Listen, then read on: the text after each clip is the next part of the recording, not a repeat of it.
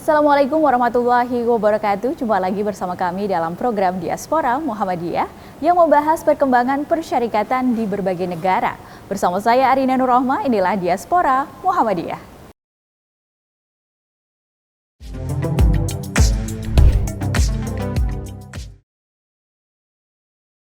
Dan untuk membicarakan apa saja dan bagaimana kondisi saat ini di Jepang, kita sudah bersama dengan Ketua PCIM Jepang periode 2020-2022, Mas Muhammad Firdaus. Kita sapa terlebih dahulu. Assalamualaikum Mas Firdaus.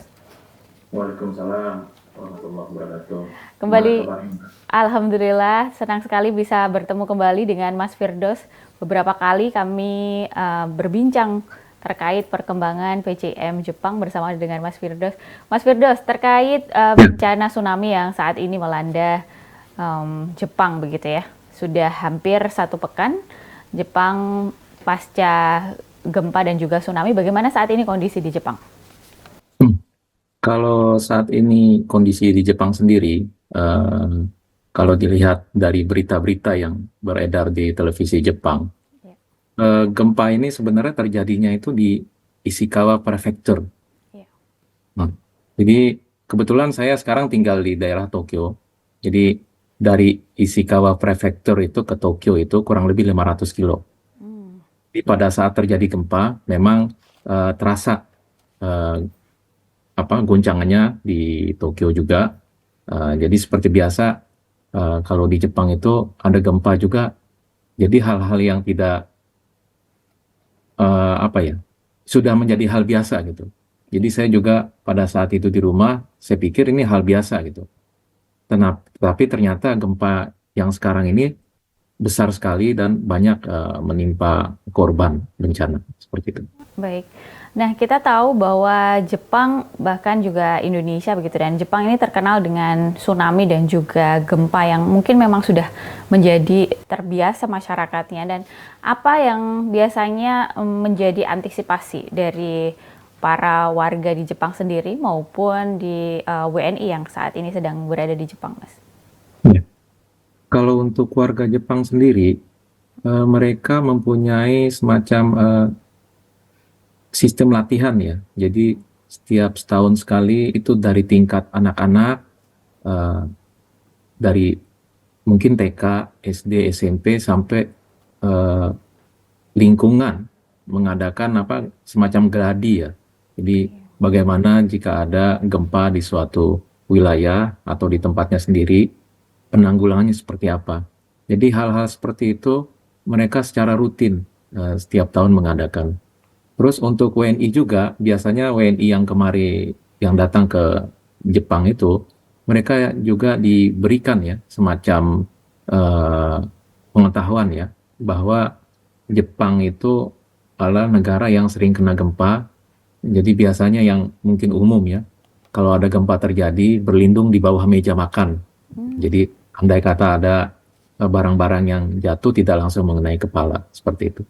Baik, jadi edukasi memang terus dilakukan di Jepang. Ini salah satu negara yang kalau ada kejadian gempa dan tsunami, pasti kalau kami lihat di pemberitaan, angka kematian atau korban ini minim dibandingkan dengan negara-negara yang juga mendapatkan bencana yang serupa ya Mas ya. Dan kami ingin menanyakan saat ini proses evakuasi dan lain-lain apakah masih terus berlangsung di Jepang?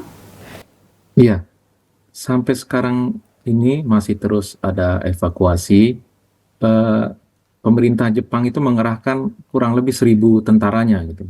Baik. Jadi karena infrastrukturnya itu tidak bisa ditempuh melalui mobil.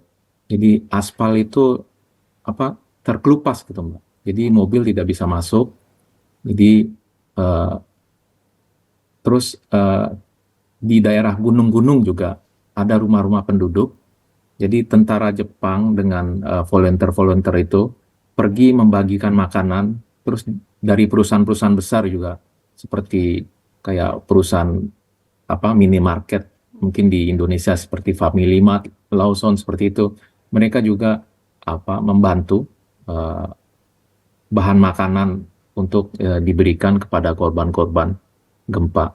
Baik. Jadi eh, langkah-langkah seperti itu sekarang masih terus karena kebanyakan orang tua ya di daerah sana gitu. Iya. Anak. Ini lokasi gempa ini cukup 500 meter dari Tokyo. Berarti itu bukan di pusat kota ya Mas ya, tapi di perdesaan-perdesaan seperti itu rata-rata atau seperti apa? Iya, iya. Jadi kalau bisa kita bayangkan Tokyo itu Jakarta, Baik. kalau 500 kilo itu kurang lebih Surabaya. Surabaya kejauhan ya. Andai kata Surabaya, jadi di prefektur Jawa Tengah itu, di titik Baik. Surabaya itu terjadi gempa seperti itu. Oke, cukup Nah, jauh begitu ya. iya gempanya itu sampai terasa ke Tokyo seperti itu. Baik. Dan Mm. apakah juga ada komunikasi yang dilakukan PJM Jepang dengan para WNI yang ada di lokasi gempa dan juga apakah juga PJM ikut terlibat untuk membantu penduduk di sana begitu ya terkait evakuasi Ya. dan lain-lain?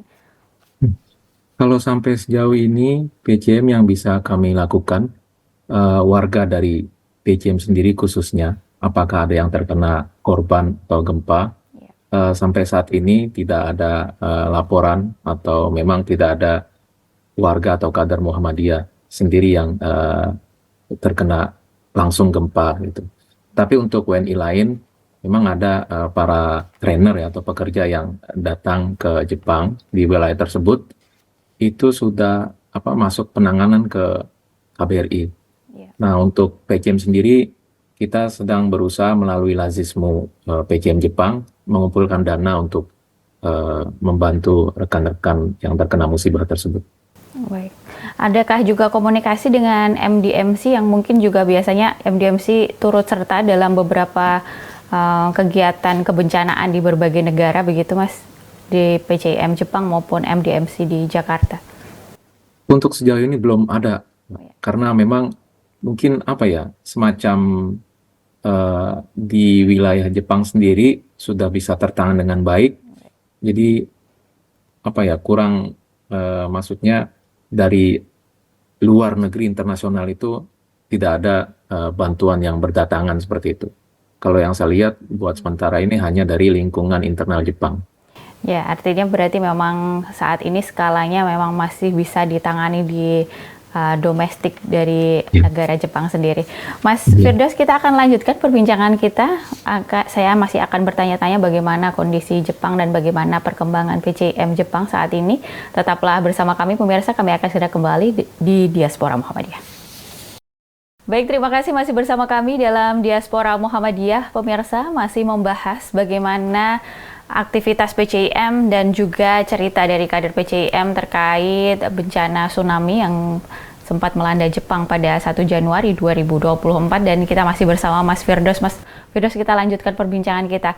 Mas, kita tahu bahwa sering sekali bencana memang hadir di Jepang. Sebenarnya apa saja sih kebijakan-kebijakan pemerintah Jepang terkait kebencanaan ini?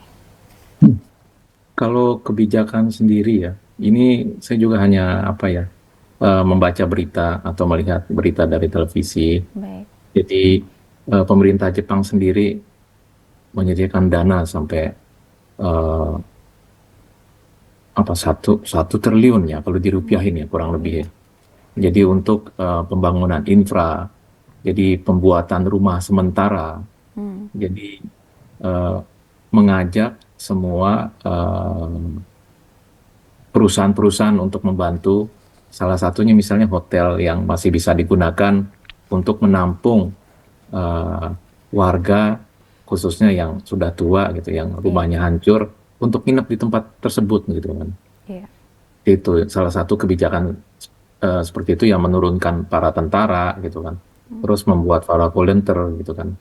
Karena memang tadi di awal juga disebutkan ya, sedikit korban di sini. Betul. Pada saat kejadian, HP saya itu bunyi gitu kan. Jadi alarmnya bunyi gitu kan. Terus di TV juga kebetulan lagi nonton TV, di TV itu juga bunyi gitu. Jadi pemberitahuan itu semua ke seluruh ya warga Jepang, baik orang Jepang sendiri maupun orang asing yang mempunyai HP dan sedang menonton televisi, itu beritanya sampai. Jadi pada saat terjadi gempa, itu ada gempa, ada pemberitahuan di TV, Setelah itu ada pengumuman bahwa 35 menit ke depan akan terjadi tsunami gitu. Diperkirakan 2 sampai 5 meter gitu kan. Mohon eh, mengungsi ke tempat dataran yang lebih tinggi. Itulah mungkin salah satu yang meminimalisir korban korban seperti itu ya. Baik. Itu salah satu di Jepang yang memang saya alami Baik, sekarang ini. artinya informasi yang cepat dan juga akurat kepada masyarakat ini sangat penting sekali. Termasuk juga ada beberapa kali kalau kami melihat pantauan dari video di mana tsunami yang terdahulu, yang cukup lama dan juga live di beberapa stasiun televisi begitu, kita lihat ada alarm yang berbunyi sangat kencang sekali, terekam, dan itu memang sudah berada di semua titik kota yang ada di Jepang, Mas. Iya, hampir semua kalau kita ini dibilang kecamatan ya kalau di Hmm, Indonesia, kalau di sini iya. Jijitai gitu kan. Jadi di setiap kecamatan itu ada semacam speaker gitu kan. Hmm. Nah, speaker itu eh, setiap sore untuk mengetes suaranya, dia akan bilang seperti ini speaker ini. Sudah jam sekian, anak-anak kecil silakan pulang seperti itu. Oh, Nah, ini di setiap kecamatan itu ada gitu kan. iya. Mhm. Jadi Baik. itu untuk pengetesan. Jadi andai kata ada musibah atau apa-apa, speaker itu digunakan untuk berlari kemana, untuk mengungsi kemana, seperti itu fungsinya. Baik, ini selain juga kebijakan-kebijakannya yang juga ramah terhadap kebencanaan dan juga edukasi yang setiap tahun dilakukan, dan juga saya lihat juga antusias masyarakatnya atau kesadaran terhadap kebencanaan di Jepang juga sangat tinggi, mengingat memang negara mereka memang rentan terhadap bencana. Dan sebenarnya ada satu yang ingin saya kupas nih, Jepang ini memiliki teknologi infrastruktur begitu ya, terkait yang ramah terhadap bencana, sehingga memang bisa diceritakan kepada Mas Firdos apa saja sih bentuk-bentuk rumah dan bangunan di Jepang yang ketika gempa mereka tahan terhadap gempa gitu. Eh, Kalau bangunan rumah, kebetulan saya sekarang tinggal di rumah ya, Iya. bukan di apartemen. Hmm. Jadi eh, tinggal di rumah, jangankan gempa, pada saat mobil, truk, atau semacam kontainer lewat, Iya. itu terasa guncangan sampai di rumah, Mbak. Hmm. Jadi Baik. di landasan rumah itu semacam diberi apa ya, buat apa kayak spring gitu ya. Apa teknologinya untuk apa? Kayak karet gitu. Jadi bantalannya itu andai kata ada guncangan gempa, itu rumah tidak langsung patah atau roboh gitu kan. Jadi misalnya guncangan gempa itu di bawah kekuatan 6, rumah itu masih bisa mentoleransi. Tapi kalau udah di bawah kekuatan tersebut, mungkin rumah itu akan rubuh seperti itu. Oh, baik. Dan itu Mm. informasi ini juga diketahui oleh pemilik rumah maupun pemilik apartemen begitu, dan juga pemilik gedung begitu, terkait ada alat dan juga bisa mendeteksi kekuatan sejauh mana, di angka berapa rumah itu akan runtuh ketika terjadi gempa begitu. Informasi ini juga sudah disampaikan. Ya, ada. Jadi kalau di Jepang, andai seseorang mau membeli rumah atau apartemen, itu sudah dijelaskan gitu. Jadi rumah ini tahan gempa dengan kekuatan skala Richternya bisa tahan dan tidak rubuh. Terus Baik. juga ada bantuan semacam keringanan gitu dari pemerintah Jepang gitu kan. Jadi rumah ini sudah difasilitasi eh, apa teknologi gempa, maka diberikan insentif dari pemerintah gitu kan seperti itu. Baik, luar biasa sekali. Dan ini bisa menjadi contoh bersama ya bagi negara kita di Indonesia, bahwa memang tidak hanya Jepang, di Indonesia juga merupakan negara yang berpotensi terhadap gempa, dan juga sudah di BMKG juga menyampaikan bahwa akan ada bencana seperti megatrust yang akan terjadi di Indonesia. Tentu saja persiapan-persiapan seperti yang dilakukan Jepang ini cukup menarik untuk bisa diterapkan di tanah air. Mas Firdos, terkait ketika kader-kader atau WNI yang baru saja datang ke Jepang untuk bekerja dan juga apa namanya belajar begitu. Apakah juga mendapatkan pengetahuan terkait kebencanaan ini? Ketika tadi juga sudah diberitahukan tentang di awal-awal kalau itu sudah cukup lama begitu ya. Kalau di awal-awal bagaimana? Apakah dari kader-kader juga memberitahukan bahwa Jepang nanti seperti ini gitu? Bisa diceritakan? Iya, biasanya eh, orang yang datang ke sini untuk sekolah ataupun training ataupun bekerja itu sudah otomatis dapat semacam pengarahan ya dari institusi yang mendatangkan orang tersebut ke Jepang gitu. Karena gempa ini sudah menjadi hal rutin gitu kan.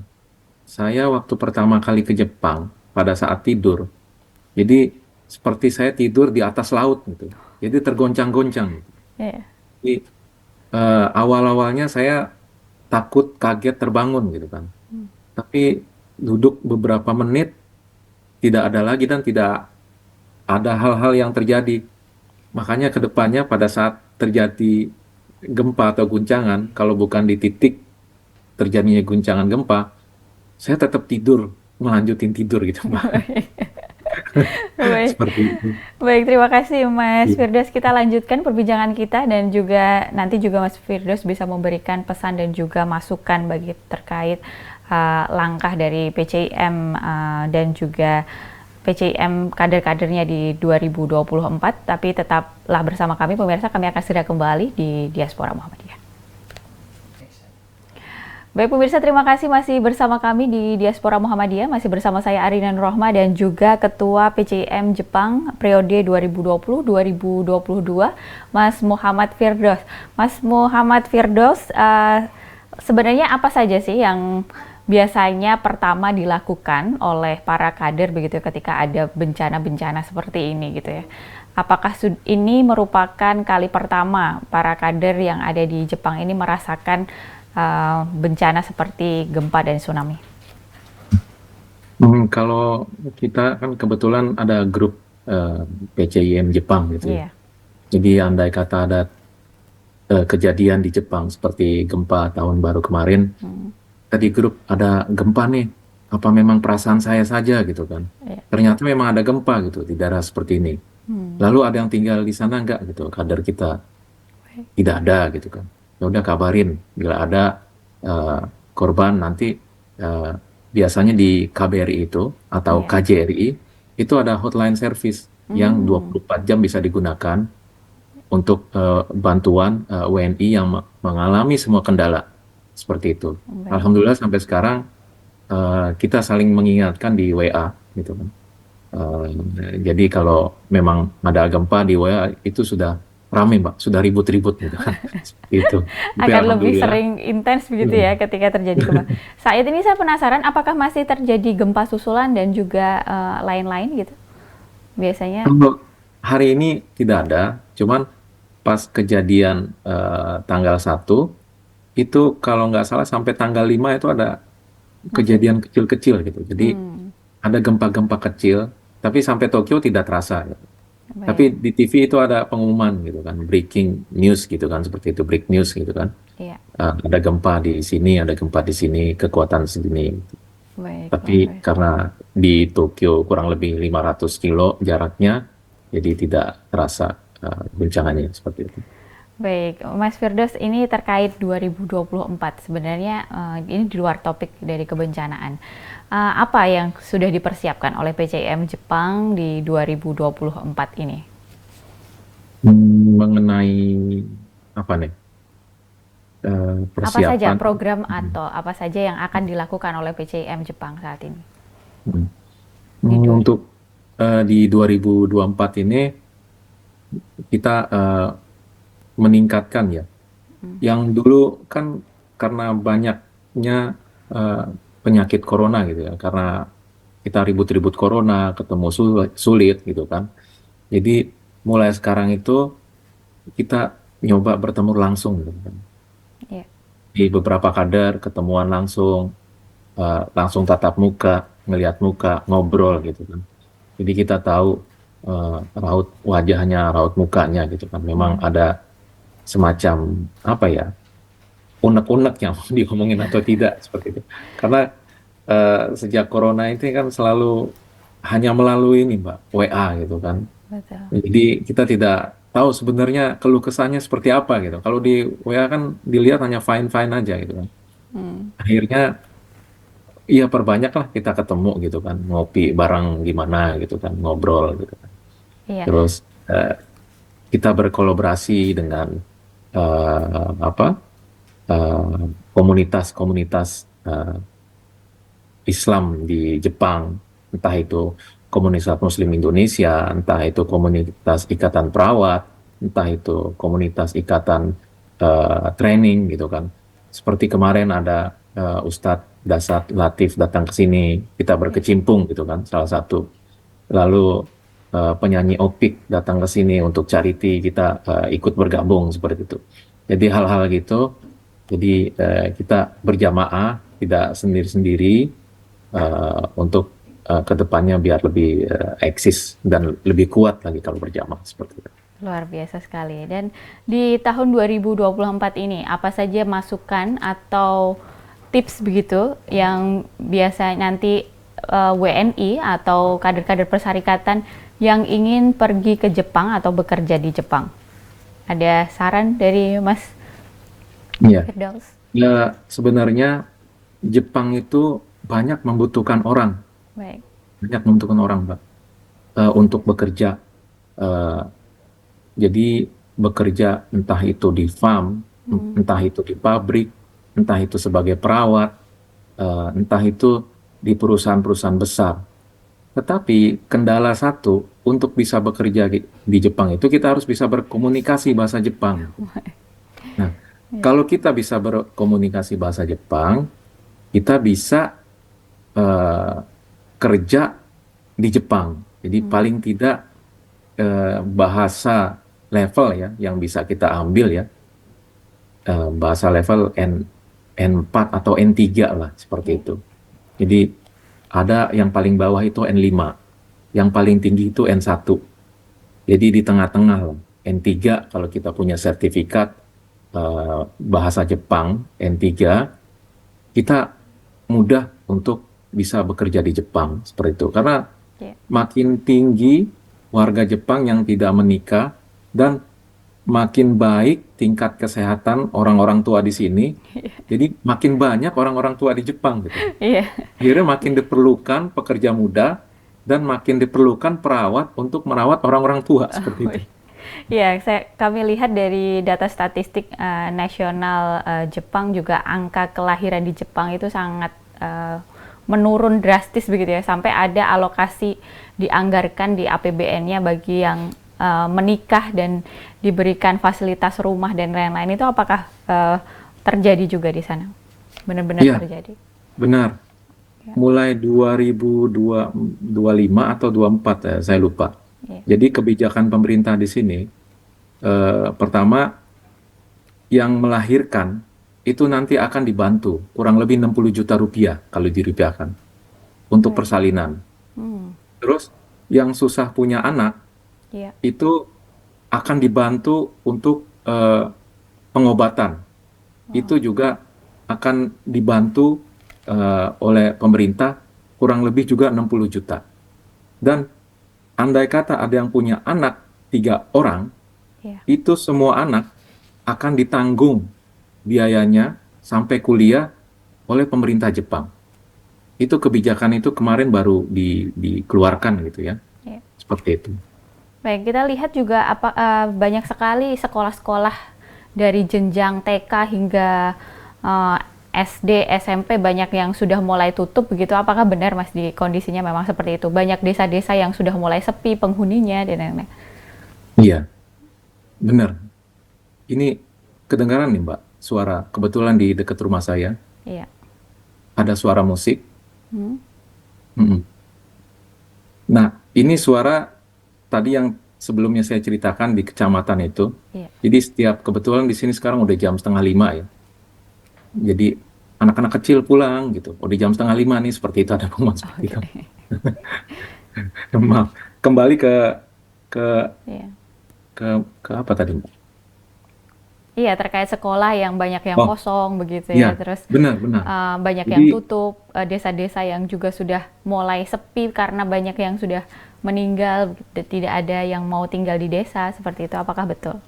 ya, ini berita juga benar. Jadi eh, penduduk Jepang itu kan semuanya terserap ke Tokyo, Mbak.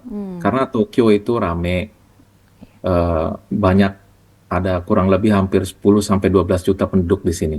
Baik. Jadi eh, orang-orang muda yang di Jepang, eh, yang tinggal di daerah jauh dari Tokyo itu lari ke Tokyo. Jadi di sana sepi gitu kan. Iya. Terus karena sepi, terus anak kecil juga, orang tidak menikah, tidak, anak kecil juga tidak ada. Jadi sekolah itu ditutup gitu kan. Ditutup, dijadikan ya semacam kayak penginapan gitu kan. Terus digabung gitu kan. Jadi kecamatan satu, kecamatan dua, kecamatan tiga itu digabung. Jadi SD, SMA itu SD sampai SMP digabung, muridnya hanya 7 orang. Masya Allah. Terus gurunya itu Iya. ada 10 orang gitu. Jadi kebanyakan guru dari muridnya seperti itu. Baik. Jadi, ini memang hal-hal real ya yang terjadi di Jepang seperti itu. Iya. Jadi sampai kalau suatu daerah atau kabupaten atau kota madya itu kekurangan eh, dana gitu, anggaran belanjanya itu susah didapat. Kenapa? Karena orangnya sedikit gitu kan. Jadi Baik. silakan datang ke wilayah saya, nanti akan diberikan rumah gitu, secara gratis, 0 yen gitu, seperti itu. Iya. Malah nanti diberikan semacam intensif untuk memperbaiki rumah itu. Tapi kamu tinggal di sini ya 5 tahun atau berapa tahun gitu kan, seperti Oke. itu. Artinya Hmm. ini peluang besar untuk para WNI sebenarnya untuk mulai melirik Jepang sebagai salah satu tempat bekerja maupun sekolah begitu ya Mas ya. Ya. Iya, bener Mbak. Saya Iya. kadang-kadang berpikir ya, Ya. di wilayah Jepang yang kosong itu, bagaimana kalau orang-orang Muhammadiyah itu bikin kampung Muhammadiyah seperti Wah, itu. Masya Allah. Jadi Ya. kita tinggal di situ, bercocok tanam di situ gitu kan.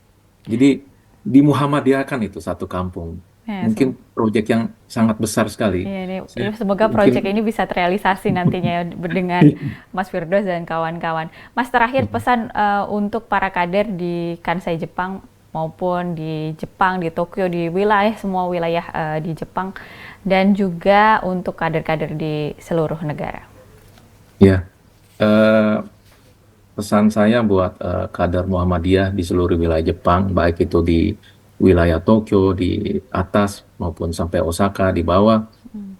Jadi tetaplah kita menjalin silaturahmi, tetaplah kita berkabar-kabar gitu kan, seperti itu. Ya. Jadi hal-hal yang seperti itu akan tetap memperkuat silaturahmi kita, walaupun jarak jauh, tapi kita tetap saling bisa mendekatkan diri dengan Zoom seperti ini. Memang kadang-kadang ada pengajian 2 mingguan sekali dengan melakukan Zoom ini, ya disitulah salah satu silaturahmi kita untuk bagi para kader yang jauh gitu. Kalau yang dekat-dekat silakan, kalau yang di Tokyo ngopi gitu kan, silakan biar kita ngobrol-ngobrol satu sama lain. Bisa Mungkin menghubungi, pesan saya itu aja. bisa menghubungi Mas Firdaus gitu ya Siap, di siap. Tokyo. Baik Kalau sekali lagi. dekat-dekat sini sih ini Iya. Mbak, ngobrol-ngobrol gitu kan. Iya, Nah, baik. Terima kasih sekali lagi atas waktunya Mas Firdaus. Sehat ya, selalu. Salam untuk para kader perserikatan lainnya di Jepang. Dan demikian pemirsa perbincangan kita dengan Ketua PCM Jepang periode 2020-2022 Muhammad Firdaus. terima kasih. Assalamualaikum warahmatullahi wabarakatuh. Waalaikumsalam warahmatullahi wabarakatuh. Baik pemirsa, itu tadi perbincangan kita dengan Mas Firdaus, salah satu kader perserikatan yang ada di Jepang untuk mengetahui kondisi terkini dan juga bagaimana Jepang berbenah dan melakukan tugas-tugas kemanusiaan dan juga memberikan edukasi kepada dunia tentang pentingnya memberikan edukasi secara kontinu kepada masyarakat terkait kebencanaan. Dan itu menandakan diaspora pada kesempatan kali ini harus berakhir. Saya Rina Nurrahma dan seluruh kru yang bertugas mengucapkan terima kasih atas kebersamaan Anda. Jangan lupa saksikan Diaspora setiap minggunya hanya di TV Mu. Assalamualaikum warahmatullahi wabarakatuh dan sampai jumpa.